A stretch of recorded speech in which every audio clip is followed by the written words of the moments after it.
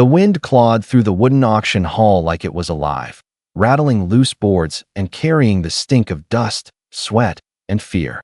Men filled the benches shoulder to shoulder, boots scraping, eyes sharp with hunger or boredom. Some came for land, some for livestock, and some for something far quieter and more shameful. On the raised platform stood a young woman with her hands folded low over her belly. The curve beneath her thin dress was impossible to hide. She did not cry. She did not plead. She stared at the scarred floorboards as if they were the only thing holding her upright.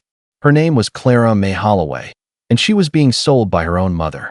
Behind her stood Esther Holloway, lips pressed tight, eyes darting through the crowd. Hunger had hollowed her face, and fear had hardened her heart. The winter had taken everything from them. Food, shelter, pride. Now it demanded something more. Esther told herself this was mercy, that a roof and a man's name were better than starvation and shame. The auctioneer cleared his throat and began his pitch. He spoke of arrangements, of contracts, of second chances. Only later did he mention the child, his tone changing like he was pointing out a cracked tooth in a horse. She's young. She's strong. Knows how to cook and mend, he said. Yes, she's with child. But some men don't mind a ready-made family. A ripple of laughter moved through the room. Clara's chest tightened. Her thoughts raced to the night everything had broken, to promises whispered and abandoned, to the baby inside her that kicked when she was afraid, as if reminding her to keep breathing. Then a voice spoke from the back of the hall. How much? It wasn't loud. It didn't sneer. It carried a weight that made the room turn. The man stepped into the lamplight. Tall, broad, his coat worn but clean, his face marked by loss rather than cruelty. His eyes were steady, gray like river stone. His name was Jonah Creed. He owned a lonely ranch west of nowhere, land most men had abandoned. He lived with silence and memory, having buried 2 wives and a child. He had stopped believing in miracles long ago. But when he saw the girl on the platform, something stirred in him that hurt to name. She's pregnant, the auctioneer warned. Jonah nodded. I see. No guarantees, the man pressed. She may not love you. Jonah's jaw tightened. I'm not buying love. The bidding was brief. A few men tossed out low numbers, half-hearted. When Jonah named his price, the room fell quiet. The gavel struck wood like a gunshot. Sold. Clara flinched. Papers were signed. Esther avoided her daughter's eyes. When it was done, she kissed Clara's cheek, cold and quick. It's for the best, she whispered, though her voice trembled. Outside, snow began to fall. Jonah handed Clara his coat. After a moment, she took it. It smelled of smoke and leather and something steady, something unfamiliar. As they climbed into the wagon, Clara finally looked at him. Their eyes met. Neither of them knew that this bargain, born of desperation and loneliness, would lead to betrayal, blood, and a miracle neither believed they deserved. The wagon rolled west into the falling snow, carrying 2 broken souls toward a fate neither could yet imagine. The wagon creaked as it pulled away from the town, its wheels groaning under the weight of supplies, silence, and things left unsaid. Snow fell thicker now, blurring the road until the world seemed to narrow to nothing but the stretch of ground ahead and the sound of the horse's breath. Clara sat stiffly on the bench, Jonah beside her, a careful distance between them, like 2 strangers afraid to move too suddenly. For hours, neither spoke. The wind cut through every seam of the wagon, and Clara's fingers ached with cold. Jonah noticed without comment. He reached into the crate behind him and handed her a pair of wool gloves, worn thin but clean. She hesitated, then took them, murmuring a quiet thank you that barely reached him. Night fell fast. They made camp near a stand of cottonwoods, the fire small and guarded. Jonah worked with practiced ease, movements steady and efficient. Clara watched him from her blanket, noting the gentleness with which he handled the horses, the way he checked the wheels twice, the way he never once looked at her belly unless she caught his gaze first. That night, she woke gasping, heart pounding, the echo of laughter and auctioneers' calls ringing in her ears. Before she could stop herself, a sob broke free. Jonah was awake instantly. You're safe, he said quietly, keeping his distance. No one's coming for you. The words cracked something open inside her. The next day, the storm worsened. Snow buried the road, and the wind screamed like it wanted blood. The horses slowed, heads low, muscles shaking. By afternoon, Jonah knew they wouldn't reach shelter before dark. Then the gunshot came. The sound shattered the white silence. One of the horses screamed and reared. Jonah dove for cover, dragging Clara down with him as a second shot tore through the canvas. Outlaws. 3 men rode in from the trees, faces wrapped in scarves, eyes bright with hunger. They demanded supplies. Money. Women. Clara's blood ran cold as one of them noticed her. "She yours?" the man asked, grinning. Jonah stepped forward, rifle raised, his voice calm but deadly. "Right on. You don't want this." The standoff stretched long and tight. Snow swirled. Breath steamed. Finally, the outlaws backed away, spooked by something they couldn't name. When they were gone, Clara's legs gave out. Jonah caught her before she fell. It was the first time he touched her, and the contact was brief but grounding. They reached the ranch 2 days later. The house stood lonely against the white plain, weather-beaten but solid. Smoke rose from the chimney like a promise. Inside, the rooms were clean, sparse, filled with quiet. Clara felt the weight of it settle on her shoulders. Safety, isolation, obligation. That night, she overheard Jonah praying in the dark, his voice low and broken, asking for strength he didn't believe he deserved. She lay awake, hand on her belly, realizing that this lonely man was not her jailer. He was as afraid as she was. As the wind battered the ranch walls, Clara understood that survival here would demand more than endurance. It would demand trust. Morning came pale and bitter, the sun a weak smear behind heavy clouds. Clara woke to the sound of Jonah chopping wood, each strike sharp and steady, like he was trying to split more than frozen logs. The ranch house felt too quiet, every creak of the boards echoing with thoughts she did not dare speak. She learned the rhythms quickly. Jonah rose before dawn. Meals were simple but warm. Words were few, but never cruel. Still, the silence pressed on her chest, heavy as the winter sky. 3 days after their arrival, the pain began. It started as a dull ache low in Clara's back, then tightened like a fist. She told herself it was nothing. Fear made every sensation feel larger than it was. But when she bent to lift a kettle and nearly screamed, Jonah knew. He did not panic.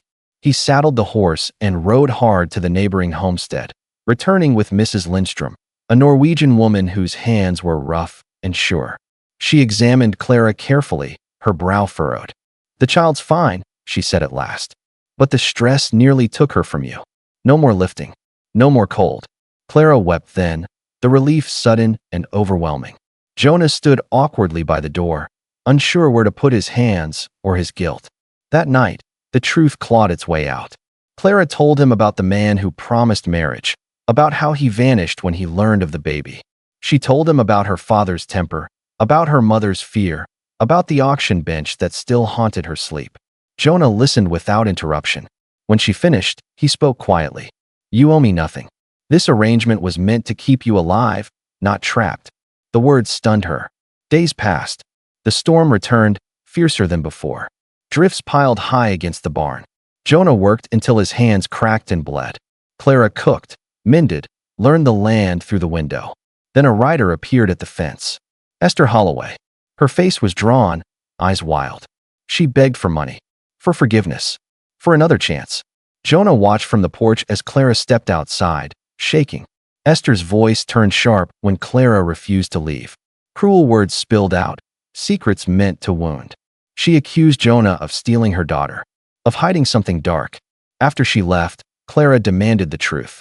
Jonah sat heavily at the table and finally spoke of the fire that took his first wife and child, of the second wife who died birthing a son who never breathed, of the guilt that convinced him he was cursed. "I didn't buy you for comfort," he said. "I bought you because I thought maybe God would stop punishing me." The words hung between them, raw and broken. That night, Clara felt the baby kick hard, strong and alive. For the first time, Jonah placed his hand over her belly. Neither of them pulled away. As the wind screamed outside, 2 wounded souls stood closer than ever, bound by truth they could no longer outrun. The calm did not last. It never did. The first sign came with the dog's growl low in his throat, a sound Jonah had learned to fear. Clara was stirring soup when the growl cut through the house like a blade. Jonah reached for his rifle before he reached for his coat. Tracks cut deep into the snow outside. Fresh, deliberate. The outlaws had found them. 3 riders emerged from the white, the same men from the road. Their patience sharpened into something uglier. They wanted revenge. Supplies. The woman. One of them laughed when he saw Clara standing in the doorway, pale but unbowed. Jonah moved without thinking, stepping between her and the guns. The first shot shattered the stillness. Wood splintered. The dog barked wildly. Clara screamed as Jonah was thrown back, blood blooming across his shoulder. Pain burned hot and sudden, but he stayed on his feet. Mrs. Lindstrom's sons arrived like a miracle, rifles raised, shouting in Norwegian and fury. Shots rang across the plain. One outlaw fell. The others fled, leaving blood staining the snow dark and unmistakable. Jonah collapsed once the danger passed. Clara pressed her hands to his wound, shaking, whispering prayers she barely remembered. Inside the house, as Mrs. Lindstrom worked, Jonah drifted in and out of consciousness, muttering apologies to wives long dead. The fever came that night. Clara stayed by his bed, wiping his brow, talking to him, begging him not to leave her alone in this place she had begun to call home. Fear twisted deep in her belly, and when the pain returned sharp and sudden, she knew something was wrong. Mrs. Lindstrom's voice turned urgent. The labor had started too early. Outside, the storm howled. Inside, Clara fought through pain and terror, gripping Jonah's hand as if anchoring herself to the world. He woke long enough to whisper her name, his grip weak but present. The birth was brutal. Hours blurred into screams and sweat and blood. Clara nearly faded, the room spinning, darkness creeping in at the edges. Then the cry came. Small, fierce, alive. A daughter. Tears streamed down Clara's face as the baby was placed on her chest, warm and real and perfect. Jonah wept openly when he saw them, his guilt breaking apart under the weight of something new. But dawn brought consequences. A sheriff rode in with grim news. One outlaw had died. Questions would be asked. Blame would follow. And Esther Holloway was seen speaking with men who carried warrants. The past was not done with them yet. As Clara held her newborn close, she understood that love had entered their lives through blood and fire, and it would demand a price. The sheriff returned 2 days later, his horse lathered, his face set with the weight of hard choices. Clara stood on the porch with the baby wrapped tight against her chest, every breath held like a fragile promise. Jonah, pale but standing, leaned on the doorframe, his wounded shoulder bound and aching. Questions were asked. Jonah answered each one without flinching. He spoke of the attack, of the rifles raised against a pregnant woman, of neighbors who came running when the shots rang out. Mrs. Lindstrom's sons backed his words, their faces stern and unyielding. The sheriff listened. Then he turned to Esther Holloway. She broke. Tears came first, then words tumbling out in a rush of shame and fear. She admitted she had led the outlaws west, hoping to scare Jonah into giving her money. She swore she never meant for blood to spill. Her voice cracked when she looked at Clara, seeing at last what her choices had cost. The sheriff took her away. Silence followed, heavy and cleansing. Weeks passed. Winter loosened its grip. The land breathed again. Clara healed slowly, learning the weight of her daughter, the rhythm of her cries. Jonah learned how to hold the child, awkward at first, then with growing confidence, wonder softening his eyes.